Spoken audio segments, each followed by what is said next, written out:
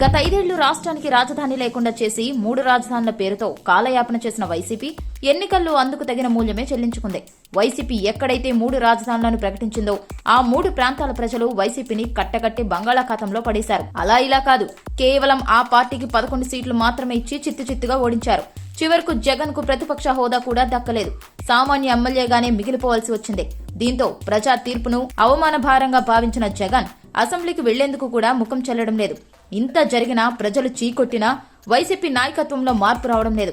జగన్ తన విధానాన్ని ఏ మాత్రం మార్చుకోవడం లేదు. మళ్లీ పాతపాటే పాడుతున్నారు. 3 రాజధానులకు కట్టుబడి ఉన్నామంటూ ఆ పార్టీ ఎమ్మెల్సీ బొత్సతో ప్రకటనలు ఇప్పిస్తున్నారు. మొన్నటి ఎన్నికల్లో 3 ప్రాంతాల్లోని ప్రజలు స్పష్టంగా ఏకపక్ష తీర్పు ఇచ్చారు. అమరావతి రాజధానికి కట్టుబడి ఉన్న కూటమి పార్టీలకే పట్టం కట్టారు.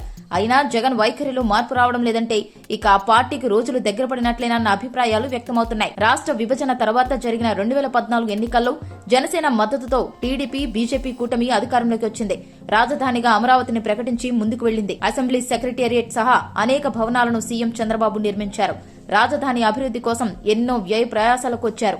సీన్ కట్ చేస్తే 2019 ఎన్నికల్లో అధికారంలోకి వచ్చిన జగన్ అమరావతిని సర్వనాశనం చేశాడు. అంతేకాదు, ఏపీకి ఇక నుంచి 3 రాజధానులంటూ ఊదరగొట్టాడు. రాష్ట్రానికి ఏకైక రాజధాని అమరావతేనంటూ వైసీపీ మినహా అన్ని రాజకీయ పార్టీలు, రాష్ట్ర ప్రజలు గళమెత్తారు. అయినా జగన్ వెనక్కి తగ్గలేదు.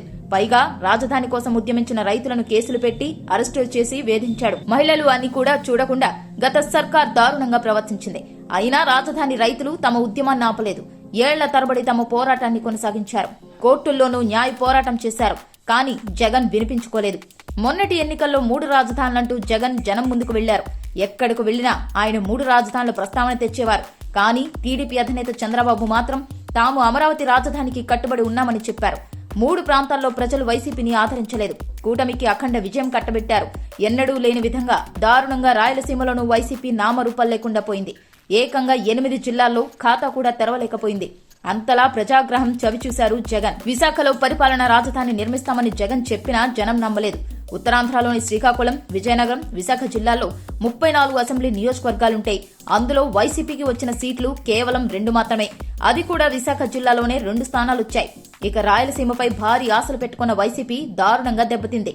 కర్నూలులో న్యాయ రాజధాని నిర్మిస్తామని ప్రకటించిన వైసీపీకి మొన్నటి ఎన్నికల్లో వచ్చిన సీట్లు కేవలం 2. కర్నూలు జిల్లాలో ఉన్న 12 అసెంబ్లీ స్థానాల్లో 2 రావడం గతంలో ఎన్నడూ జరగలేదు. అనంతపురం జిల్లాలోని 14 చోట్ల వైసీపీ తుడిచిపెట్టుకుపోయింది. ఇక జగన్ తన సొంత జిల్లాలో అయితే ఘోర ప్రభావాన్నే మూటగట్టుకున్నారు. జగన్ సొంత ఇలాకాలోనూ టీడీపీ, జనసేన, బీజేపీ జెండాలు రెపరెపలాడే.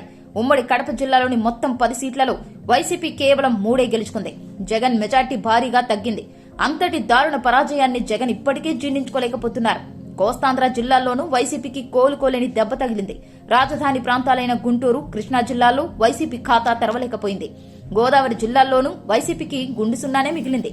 ఇంత జరిగినా మళ్లీ వైసీపీ 3 రాజధానులకు కట్టుబడి ఉన్నామని చెప్పడం అంటే రాజకీయ పతనం కొని తెచ్చుకోవడమేనని రాజకీయ విశ్లేషకులు చెబుతున్నారు.